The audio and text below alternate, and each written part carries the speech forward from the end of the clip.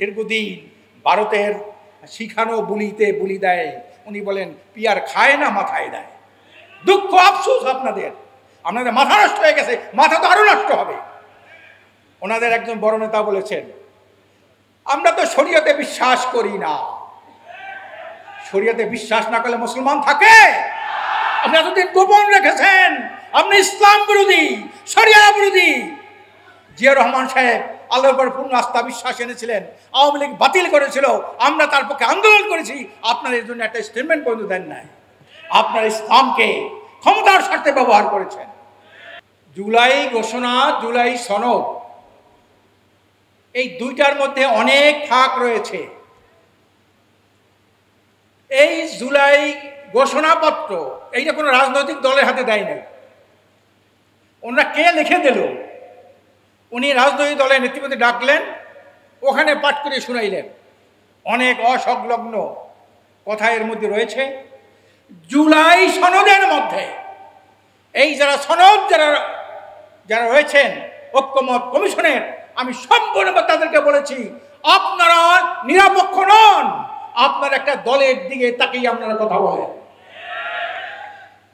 আপনারা জানেন 53 বছর যে ধারায় দেশের সংসদ নির্বাচন হয়েছে, এটা একটা ধোঁকার নির্বাচন হয়েছে, ভোট ডাকাতির নির্বাচন হয়েছে, সংসদকে অকার্য করার নির্বাচন হয়েছে। আমরা সেখানে সারা দেশের জনমত যাচাই করে, সারা বিশ্বের থেকে জরিপ এনে আমরা দেখেছি এই 53 বছর যে ধারায় ভোট ডাকাতির দ্বারা, দিনের ভোট রাতে করার ধারা, এইটাকে বন্ধ করতে পারে একমাত্র পিয়ার পদ্ধতির মাধ্যমে। আজকের এই পিয়ার নিয়া জামাত ইসলামী সহ আমরা ইসলামী আন্দোলন বাংলাদেশ, বিভিন্ন ইসলামী দল, এনসিপি সহ সবাই কিন্তু আমরা পিয়ারের পক্ষে কথা বলার চেষ্টা করেছি। কিন্তু দুর্ভাগ্যবশত এই ঐক্যমত্য কমিশন একটিবারের জন্য এই পিয়ার পদ্ধতির আলোচনায় এজেন্ডা আনে না। সংসদ নির্বাচনটাই যদি ঠিক মতো না হয়, কিসের জুলাইয়ের ঘোষণা, কিসের জুলাই সনদ, কি করবো? ধুয়ে দিয়ে পানি খাবো? এই সরকারের ষড়যন্ত্র, এই সরকারের চূড়ান্ত যে পরিকল্পনা, তার থেকে আমাদের সজাগ থাকতে হবে। আমরা পরিষ্কার বলতে চাই, 91টা দেশে পিয়ার পদ্ধতির নির্বাচন আছে। নির্বাচন সংস্কারে যিনি প্রধান ডক্টর বদিউল আলম, উনি এটা জরিপ করেছেন, 72% মানুষ পিয়ারের পক্ষে সমর্থন দিয়েছে। আর ওনারা পিয়ার বোঝেন না। পিয়ার বোঝেন না কেন? পিয়ার পদ্ধতি দিলে মনোনয়ন বাণিজ্য করতে পারবেন না। হাজার হাজার কোটি টাকা মনোনয়ন বাণিজ্য করতে পারবেন না, ভোট ডাকাতি করতে পারবেন না, মুসলমান দিয়ে বাস্তু চিন্তাই করতে পারবেন না। আপনারা এই কথাটা কিন্তু আসে না, এটা কোথাও আসে না।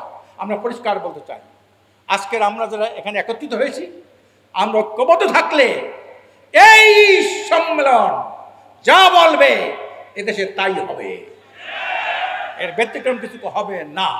72% মানুষ পিয়ারের পক্ষে আছে।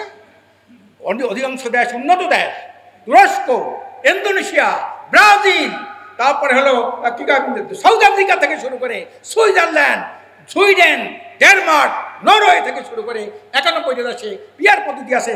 আর আমাদের দেশের দীর্ঘদিন ভারতের শিখানো বুলিতে বুলি দেয়, উনি বলেন পিয়ার খায় না মাথায় দেয়। দুঃখ আফসোস আপনাদের মাথা নষ্ট হয়ে গেছে, মাথা তো আরো নষ্ট হবে। ওনাদের একজন বড় নেতা বলেছেন, আমরা তো শরীয়তে বিশ্বাস করি না। শরীয়তে বিশ্বাস না করলে মুসলমান থাকে? আপনি এতদিন গোপন রেখেছেন আপনি ইসলাম বিরোধী, শরিয়া বিরোধী। জিয়া রহমান সাহেব আল্লাহর উপর পূর্ণ আস্থা বিশ্বাস এনেছিলেন, আওয়ামী লীগ বাতিল করেছিল, আমরা তার পক্ষে আন্দোলন করেছি। আপনার এর জন্য একটা স্টেটমেন্ট পর্যন্ত দেন নাই। আপনার ইসলামকে ক্ষমতার স্বার্থে ব্যবহার করেছেন। রাজীব প্রিয় ভাইর আমার, এখন আমাদের করণীয়, এই করণীয় নির্ধারণ করতে হবে। গ্রামে গঞ্জে এই ক্ষুধার্ত শকুনের বিরুদ্ধে দুর্বার আন্দোলন গড়ে তুলতে হবে। চাঁদাবাজ, সন্ত্রাসী, দখলবাজদের বিষ দাঁত ভেঙে ফেলতে হবে। তাই না, বাংলাদেশে এখন একটা চেতনার বাণিজ্য শুরু হয়েছে। 71-এর চেতনা, 90-এর চেতনা, এখন 24-এর চেতনা। এই চেতনাদারীরা যাতে চেতনা বিক্রি করে নিজের আখের গুছাতে না পারে, এই চেতনার বাণিজ্য চিরতরে বন্ধ করে দিতে হবে। ভুয়া মুক্তিযোদ্ধা, 1 লক্ষ ভুয়া মুক্তিযোদ্ধা, 8,000 কোটি টাকা তারা আপনার এইভাবে বেতনে বাবদ তারা নিয়েছে। এই এমনকি মুক্তিযোদ্ধা মন্ত্রী উনি একজন ভুয়া মুক্তিযোদ্ধা। আবার 90 চেতনা দিয়া কতগুলা গণতান্ত্রিক দল হয়েছে যারা গণতন্ত্রের কবর রচনা করেছে। আবার এখন 24-এর চেতনা দিয়া কতগুলা দল হয়েছে, কতগুলা দল এই আপনার ফেসিবাদের সাথে তলে তলে সম্পর্ক রাখছে। এ ব্যাপারে আমাদের হুঁশিয়ার হতে হবে। কোনো চেতনার বাণিজ্য আমরা করতে দেবো না। আর সন্ত্রাসীদের আনাগোনা, ক্ষুধার্ত শকুনের আনাগোনা সবলে দেশের বাংলায় চলতে পারবে না। এবং আগামী নির্বাচন হবে পিয়ার পদ্ধতির মাধ্যমে নির্বাচন হবে। যদি আপনারা না দেন, আপনারা গণভোট দেন। গণভোটের মাধ্যমে জনগণ যদি না চায়, আমরা আর পিয়ার দাবি করব না। গণভোট দেবেন না আর পিয়ার পদ্ধতি নির্বাচন করবেন না, তাহলে কিন্তু আগামী দিনের ভবিষ্যৎ আপনারাই নষ্ট করবেন। দেশের মধ্যে একটা অরাজক পরিস্থিতি সৃষ্টির জন্য আপনারাই দায়ী থাকবেন। তারা জুলাই ঘোষণাপত্রে আমরা মনে করি অত্যন্ত কৌশলে তারা জনগণের যে প্রত্যাশা ছিল সেটা তারা পাশ কাটিয়ে গিয়েছে। কোনো একটা দলের তারা অনুসরণ করেছে, তাদের পরামর্শ নিয়ে কাজ করেছে। জুলাই ঘোষণাপত্রে বাংলাদেশের একটি সবচেয়ে নির্মম হত্যাকাণ্ড,